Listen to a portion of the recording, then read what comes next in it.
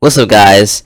I know I haven't posted in a while, but I'm back now. I haven't really decided what I want to mainly focus on my channel, but I don't know. As you can see, my content is pretty scattered, but I'm leaning into like more of the horror unexplained direction, it seems like.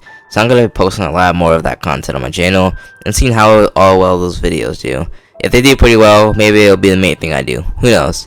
Introduction aside, this video is going to be about a missing persons case that are lesser known. To start this video off, I'm going to dive into the disappearance of James Arthur Cole. James Cole was last seen in Savannah Park, Maryland on the date of April 11th, 1994. He was last seen wearing a green baseball hat, blue jeans, a green baseball cap, and black hiking boots.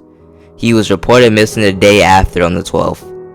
Cole is 21 years of age and was last seen at a Shangri-La restaurant and cocktail lounge with his brother. Cole's brother went back home. Cole walked with his brother back home, but he didn't return to his home. Instead, he went back to the restaurant to get more drinks. He left at approximately 1:30 a.m. and was visibly intoxicated. He didn't have a car, so he often walked home alone after drinking at local bars. But this time was different. This time, he never returned home. One person who knew him gave a witness statement saying he saw him buy a coffee at Taco Bell 1 month after his disappearance, but the police and his parents didn't believe it was a genuine claim. His parents didn't believe he had purposely run away due to him being a very happy person and having a good state of life. He had a job, lots of friends, and a girlfriend, so there couldn't be a reason for him to just run off, so that option was ruled out. Now, here's an interesting detail. Cole was an adventurous type person and would often sleep in the woods. That kind of sounds weird, but anyways, going on. So that's where the investigation and search was centered around. They looked all around that surrounding area, mainly the woods, because of the direction he was reportedly heading towards, and because of the detail I just told you. Now, this next part really bothers me, and it kind of makes me mad, but you know, what I didn't tell you is that Cole is adopted, and because of that one factor, it made the search even harder, and this is the reason why. They had absolutely no DNA to compare his prints or DNA he may have left behind in the woods. So let's say they had found like a different detail, like something in the woods, like possibly a clue that could lead to him. They wouldn't know if it could be Cole or not, because they had nothing to compare his detail to, because his DNA to, because he's adopted. And for that one reason, they really pushed the investigation back. And this is like the part I was talking about that really makes me mad. It took more than a decade, literally more than a decade, to track down his biological relatives and to get a DNA sample. And because of this factor, it like really pushed back the case. Like, it greatly impacted the nature of the case, and eventually the case was closed and wasn't looked at for 18 years, until a hunch they had there was a section of the woods they had never searched. Like, how do you forget to search an entire section of woods? That's kind of a really big L on Anne Arundel County's police department, but I don't know, man. It seems like if you're launching an investigation, you think you would search every single section that you have to kind of get more details on there, but you know, I don't know. It seems that's on them, so that's on their part. But moving on, that's basically the rundown of all the information based on the case and what we know now. Now, this is part of the video. I'm gonna give you my personal opinion on what I think could have happened, or my main focus on what could have happened in the case, some of the factors of the case, and some things that, you know, make sense and don't make sense. But anyways, let's dive on in.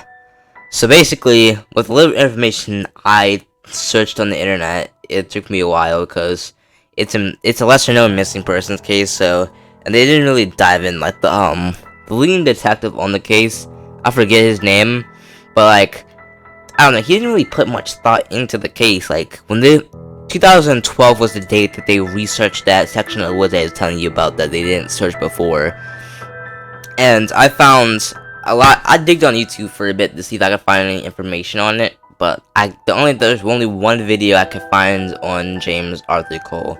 And that one thing was like a 3-minute YouTube video by like a very less known like Baltimore news station channel, and that really didn't provide me with a lot of information. But like, it was literally the only piece of information, like the only video I could find that was on James Arthur Cole, because it's a lesser known case, and not really that like suspicious, like cause like really panic or anything, because we don't know if he was murdered or not. So yeah, and basically inside of the news clip, it showed the lead detective.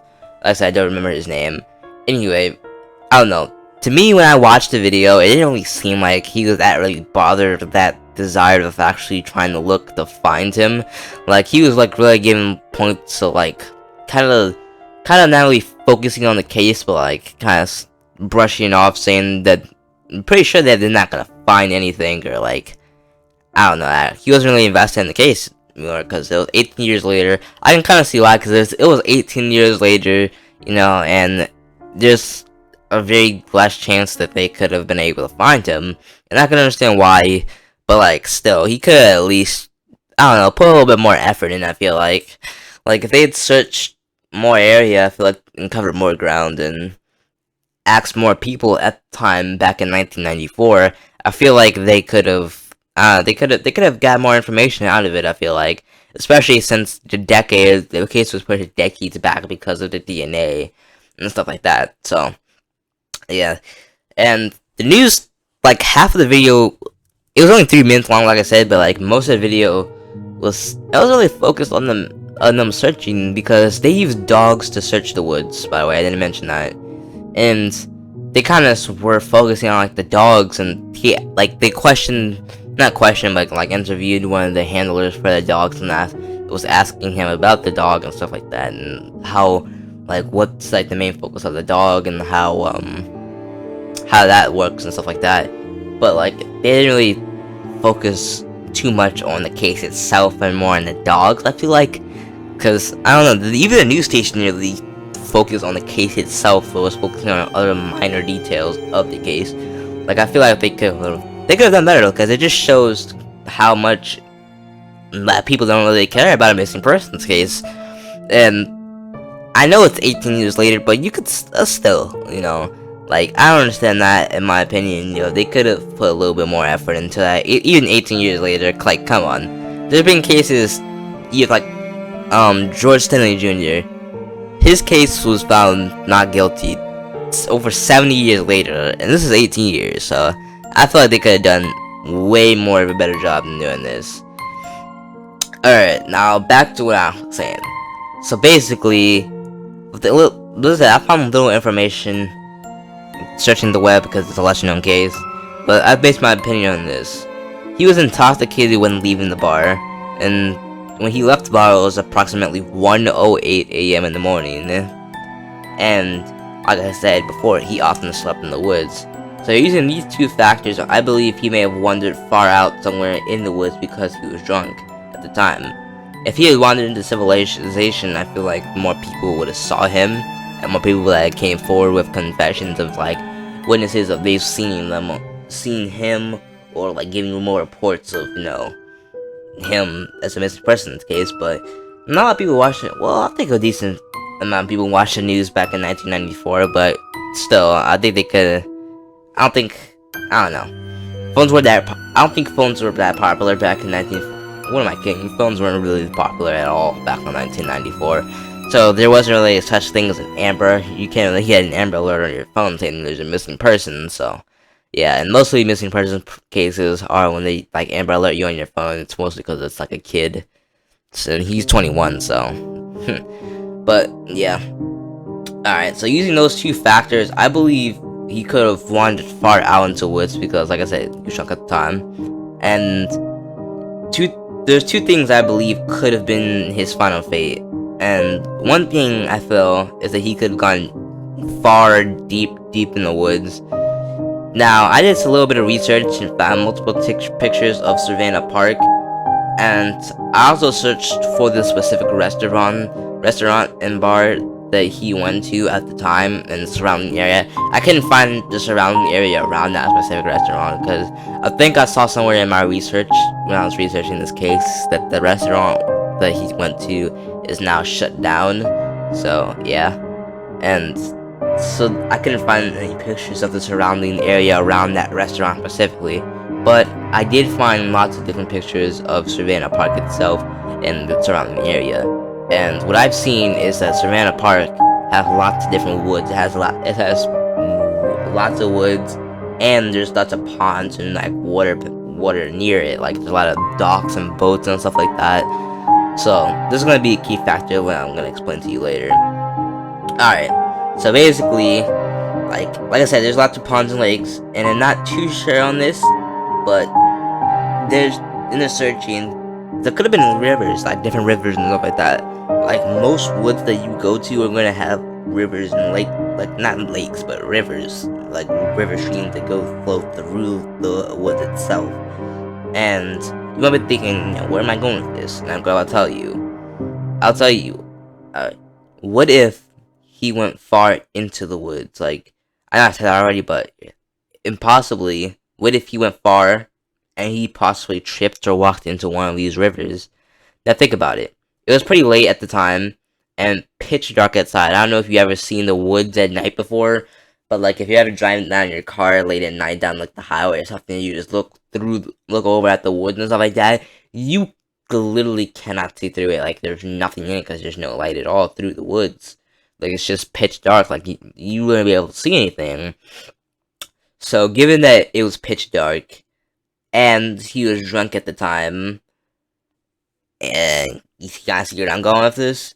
So it's not really crazy to think that he could have fallen into a river or stream, and the stream could have, and the riptides could have carried him out to open sea, which most rivers lead to, and he could have drowned. To be honest with you, because I don't think you're gonna be able to. I don't know if he could swim or not. I'm pretty sure that doesn't really state whether he could swim or not, because the investigation, they never searched the rivers or the lakes. They never searched anywhere around that area. They mostly, the main base of their investigation was around the woods. So, it doesn't really say if he could swim or not. But even if you can swim, it's gonna be pretty hard to swim if you're drunk, And it's pretty dark at night, so you don't know what you're doing. So I feel like he could have drowned. It's pretty possible. It's pretty possible. It's happened before on many occasions that somebody who's drunk has stumbled into open water and has found himself drowned. Not to mention all the information I found said nothing about them searching anybody's woods, like I just said. Nothing. The base of their operation was the woods and on foot. They had multiple different volunteers and dogs search for him throughout the woods, never in the water.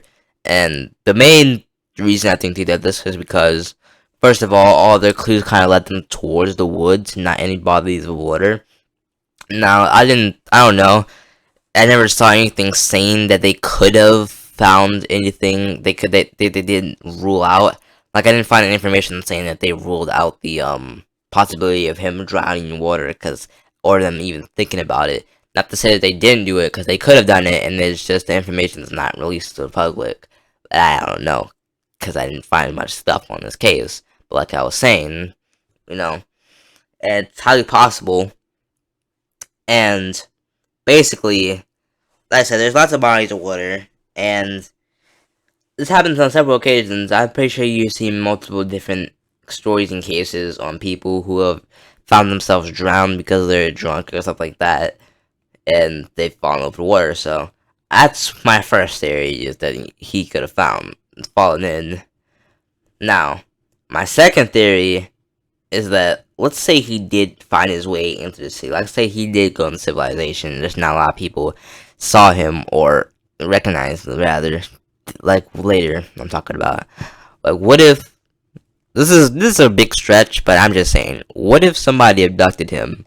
This isn't too far off, as many people have been abducted while and dazed and drunk and intoxicated.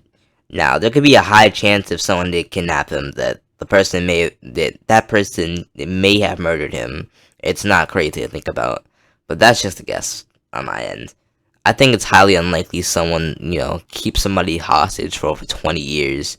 Don't get me wrong, like I said, it has happened before, but it's a very slim and rare chance that this has happened. In all, James Cole is a very nice person who is very loved. We may never know his true fate or what happened to him on that cold night of April 11th, 1994.